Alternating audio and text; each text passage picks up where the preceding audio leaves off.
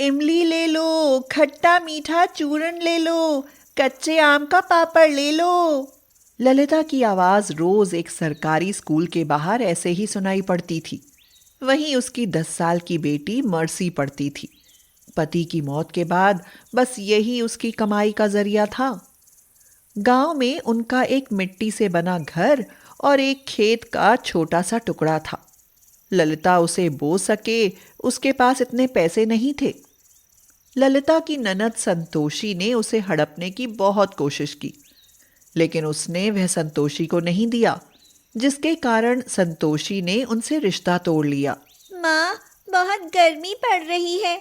चलो ना, कुछ दिन के लिए बुआ के यहाँ चलते हैं।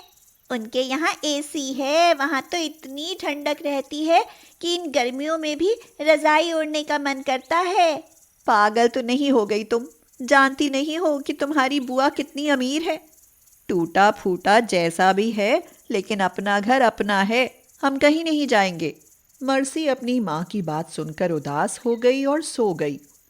अगले दिन मर्सी स्कूल चली गई और ललिता अपना सामान बेचने।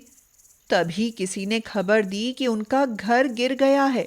ललिता अपने घर पहुंची तो देखा कि उनका कच्चा घर गिरा पड़ा है। ललिता ने मर्सी को सीने से लगाते हुए कहा, शुक्र है भगवान का कि हम दोनों घर पर नहीं थे, वरना दोनों माँ बेटी इस मलबे के नीचे दबकर मर गए होते। माँ, हमारा घर तो गिर गया, अब हम कहाँ रहेंगे? लगता है आज बरसों बाद तुम्हारी बुआ के घर जाना पड़ेगा। जब तक हमारा घर ठीक नहीं होता वहीं रुकेंगे। इसके अलावा कहीं कोई दूसरा आसरा नहीं है। मुसीबत के समय न जाने उनका मन पिघल जाए। मर्सी बहुत खुश हुई। वह तो कब से अपनी बुआ के घर जाना चाहती थी। वहां पहुंचकर जब उन्होंने दरवाजा खटखटाया तो संतोषी की आवाज आई, आती हूँ। पता नहीं कौन बदतमीज है दरवाजे पर। इतनी गर्मी में भी चैन नहीं है। दरवाजा खोलने के बाद वह बोली, तुम लोगों ने तो सारी शर्म बेच खाई। बच्ची को लेकर ही भीख मांगने आ गई। जाओ कहीं और से मांगो। बुआ, हम भिखारी नहीं हैं। ये माँ है और मैं मर्सी। आपने हमें पहचाना नहीं? मर्सी? ओह मर्सी, ये क्या भिखारियों सा हाल बना रखा है। जल्दी अंदर आओ, कोई देखेगा तो हमारी इज्जत का तो फलूदा बन जाएगा। गंदे कपड़े, हाथ में पोटली, चप्पलें मिट्टी में सनी हुई। किसको बताऊंगी कि ये मेरे मायके वाले हैं? जल्दी बाथरूम में जाओ और नहाकर ढंग से कपड़े पहन लो। कहीं किसी ने पहचान लिया तो मेरी तो घोर बेइज्जती होगी। हाँ। मर्सी और ललिता ने नहा धोकर संतोषी के दिए हुए कपड़े पहन लिए। संतोषी ने पूछा, अब बताओ, यूं फटे हाल कैसे आना हुआ? दीदी, हमारा घर ढह गया है। सोचा कि जब तक घर सही नहीं हो जाता यहाँ रह ले। अच्छा, घर गिर गया तो इधर को दौड़ लिए। कितनी बार कहा था कि वो जमीन मुझे दे दो, पर नहीं। हाँ, मेरे पति की निशानी है। अब पड़ी ना मेरी जरूरत। दीदी, जल्दी ही मैं अपने घर को रहने लायक बना लूंगी और चली जाऊंगी। घास फूस से घर नहीं बनते, पैसा लगता है, पैसा। चाय लाती हूँ, वरना कहोगी कि एक कप चाय भी नहीं पिलाई। हाँ। संतोषी चाय लेने चली गई। माँ, बुआ ये कैसी बातें कर रही हैं? मर्सी, तुम्हारी बुआ को अपनी अमीरी पर बहुत घमंड है। कुछ देर बाद संतोषी चाय ले आई और बोली, साफ सीधी बात है भाभी, 2-4 दिन रह लो, लेकिन ज्यादा दिन मैं भी नहीं रख पाऊंगी। हाँ, सिम्मी के पापा को पता चला तो खामखा नाराज होंगे।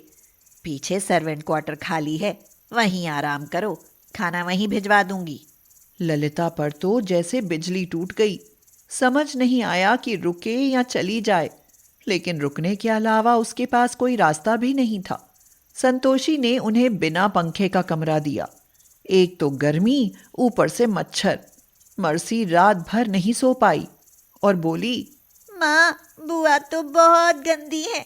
मुझे लगा था कि बुआ हमें एसी वाले कमरे में सुलाएंगी, मगर यहाँ तो पंखा भी नहीं है।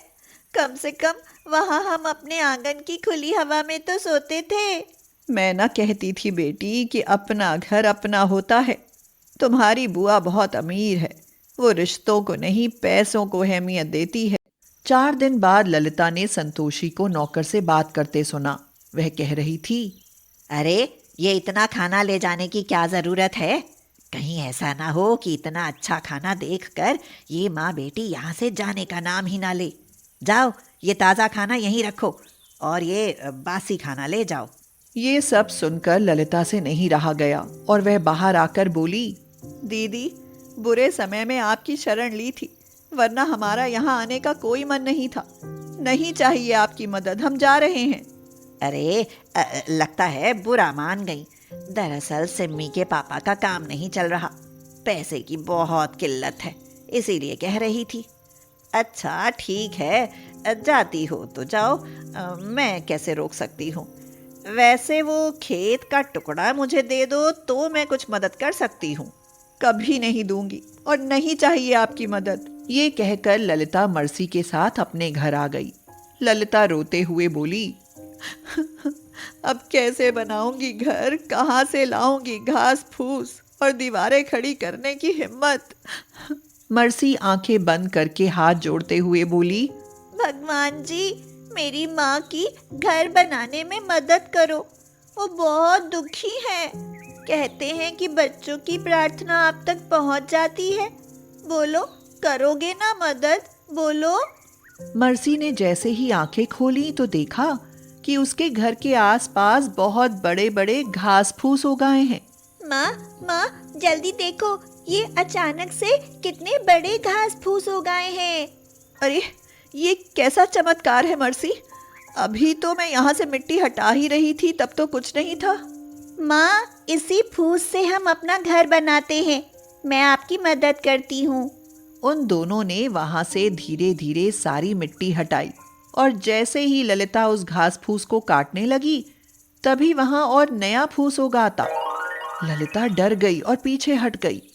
तभी वहां से आवाज आई, डरो मत, हम तुम्हें कोई नुकसान नहीं पहुंचाएंगे, बल्कि हमें तो तुम्हारी मदद करने के लिए भगवान ने यहाँ भेजा है। भगवान ने भेजा है? हाँ, भगवान ने भेजा है। मर्सी जैसी प्यारी बच्ची की पुकार भगवान भला कैसे नहीं सुनते। भगवान ने आदेश देकर भेजा है कि हमें तुम्हारे लिए एक फूस का घर बनाना है। तुम जल्दी हमें काटो ताकि हम तुम्हारे लिए एक प्यारा सा फूस का घर बना सकें। उनकी बात सुनकर वो दोनों बहुत खुश हुई और जल्दी जल्दी फूस काटने लगी। जैसे ही वो फूस काट कर रखती, वो घर का आकार ले लेता। कुछ ही घंटों में एक सुंदर और मजबूत घर बन चुका था।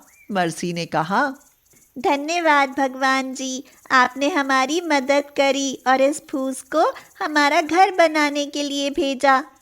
तुमको भी बहुत बहुत धन्यवाद फूस। अपने आप को कभी कमजोर मत समझना मर्सी, क्योंकि जिनके इरादे मजबूत होते हैं उन्हें कोई नहीं रोक सकता। और तुम दोनों तो बहुत बहादुर हो। ये सब फूस के जादू का नहीं, बल्कि तुम्हारी मेहनत का नतीजा है। इस घर में अब तुम्हें अब कभी गर्मी नहीं लगेगी। माँ देखो, हमारा घर कितना ठंडा है, बुआ के घर से भी ठंडा। अब मैं कभी बुआ के घर नहीं जाऊंगी। माँ सुन रही हो ना मैं क्या कह रही हूँ? कहाँ ध्यान है आपका? मैं सोच रही थी कि तुम्हारे पिताजी का खेत का जो टुकड़ा पड़ा है उसमें भी ये फूस के घर बना लेती हूँ। गर्मियों में यहाँ लोग घूमने आया करेंगे और 1-2 दिन रुककर चले जाया करेंगे। इससे हमें किराया मिलता रहेगा। अरे वाह, ये तो मैंने सोचा ही नहीं। लोग ग्रामीण क्षेत्र में गर्मियों की छुट्टियों में घूमने आते और जितने दिन मन करता उतने दिन वहां रुककर चले जाते। गर्मियों में इतने ठंडे घर पहाड़ियों पर भी नहीं थे। उस फूस के घर को देखकर सब खुश हो जाते। लोग फूस का घर दूर दूर से देखने आने लगे। ललिता को आमदनी होने लगी, जिससे वह और जमीन खरीदकर फूस के घर बनाने लगी, जिससे उसकी अच्छी कमाई होने लगी। फूस के घर ने ललिता की जिंदगी ही बदल दी। सोनापुर गांव की सीमा पर नहर के किनारे वाले खेत बहुत ही उपजाऊ थे। वहां की धरती मानो सोना उगलती थी। ये सारे खेत बसंत नामक भोले भाले किसान के थे। उसके खेत के किनारे शिवजी का छोटा सा मंदिर था। बसंत शंकर जी का पक्का पुजारी था। उसके आसपास वाले खेत जग प्रताप नाम के दबंग रईस के थे। जग प्रताप अपने नौकरों के साथ अपने खेतों को देखने आया था। उसने बसंत के खेतों को ललचाई निगाह से देखा और बोला, वाह, कितनी जानदार फसल है। काश ये हमारी होती। हमारा पूरा फार्म हाउस लगभग तैयार है, लेकिन बीच में ये खेत बसंत के हैं। अगर ये मुझे मिल जाएं तो हमारे वारे के न्यारे हो जाएं। नौकर ने पूछा, वारे न्यारे कैसे होंगे मालिक? अरे एक सेठ मेरा दोस्त है, उसको साझेदार बनाकर यहीं पर मैं एक चीनी मिल बनवा दूं तो ये मौके वाला खेत हमें लाखों रुपए की इनकम कराएगा। बिल्कुल सड़क के किनारे है ना। लेकिन सरकार, बसंत बेचने को तैयार नहीं होगा। वो अपने खेतों को अपनी जान से भी ज्यादा प्यार करता है। दूसरा नौकर हंसते हुए बोला, अरे आधा पागल है, कहता है खेती हमारी रोजी रोटी ही नहीं बल्कि हमारी माँ है। अरे वो पागल तो है ही। हमने इतने सारे रुपए देने के लिए कहा, लेकिन वो तैयार ही नहीं हुआ। अब खेत तो हमें उसका लेना ही है। देखो अब मैं क्या करता हूं। बसंत ने अपने खेतों में बैंगन की फसल बोई थी। फसल बहुत ही अच्छी थी।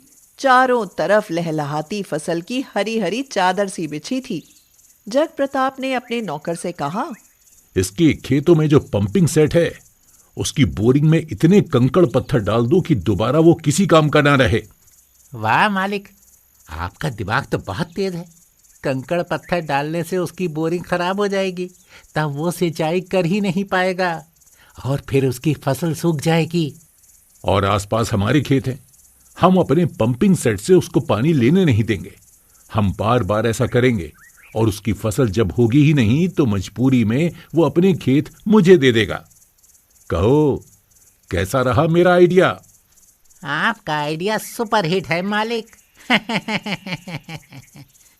अब जग प्रताप और उसके दोनों नौकर जोर जोर से हंसने लगे।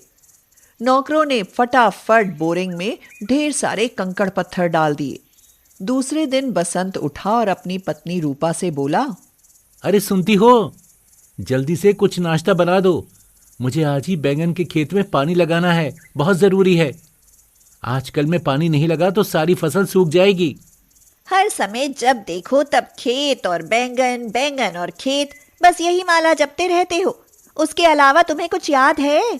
अरे कैसी पागल है तू। अरे फसल पर ही तो सारा दारोमदार है।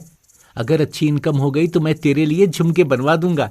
सुनकर रूपा खुश हो गई और बोली, फिर तो बहुत मजा आएगा। मैं फिर झुमके पहनकर सुनीता भाभी को चढ़ाने जाऊंगी। अपने झुमके पहनकर बहुत घमंड दिखाती हैं। लगता है बहुत बड़ा तीर मार लिया हो। हाँ। बसंत नाश्ता करने खेतों में चला गया। उसने इंजन लगाकर स्टार्ट किया, लेकिन पानी निकल ही नहीं रहा था। अब बसंत घबरा गया। वैसे भी उसने सिंचाई में देर कर दी थी, दूसरे कामों में उलझा रहा, लेकिन पानी नहीं लगा पाया था। काफी कोशिश करने के बाद भी पानी नहीं चला। बसंत बहुत हताश हो गया और बोला, हाँ, अब क्या होगा? आसपास तो जग प्रताप के ही खेत है, उससे कहकर देखता हूँ।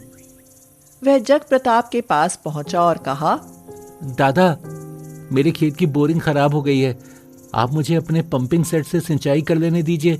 मैं पूरा खर्चा दे दूंगा और आपका एहसान मानूंगा।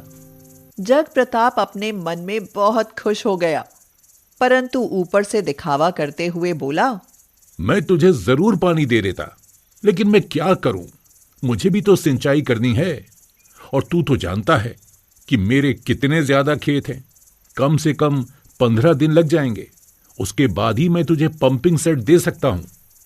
यह सुनकर बसंत बहुत ही निराश हो गया और खेत के छोर पर बने हुए शिवजी के मंदिर में जाकर बैठ गया और रोने लगा। मैंने अपनी गाढ़ी कमाई के रुपए इसमें लगा दिए हैं। अब मैं बर्बाद हो जाऊंगा। भगवान, तुम ही कुछ मदद करो। फिर वह अपने घर चला आया। क्या हुआ? तुम इतनी जल्दी क्यों लौट आए? और इतने परेशान क्यों हो? लेकिन बसंत ने कुछ नहीं बताया और कहा, कुछ नहीं, तबीयत ठीक नहीं है। उसी रात को बादल घिरने शुरू हुए और खूब झमाझम बारिश हुई। चारों तरफ के खेत, नदी, तालाब सभी पानी से लबालब भर गए। बसंत का खुशी के मारे कोई ठिकाना नहीं था। वह आसमान की ओर हाथ जोड़ते हुए बोला, प्रभु तेरी लीला अपरंपार है। उधर जग प्रताप ने जब बारिश को होते देखा तो वह क्रोध से चीखने चिल्लाने लगा, लेकिन वह कर भी क्या सकता था। बसंत के खेत में अब बैंगन के लहलहाते पौधे बहुत तेजी से बढ़ रहे थे। कुछ ही दिनों में उनमें खूब ढेर सारे बैंगन लद गए। बसंत अपनी फसल को देखकर फूला नहीं समाता था। जग प्रताप को जलन के मारे नींद नहीं आती थी।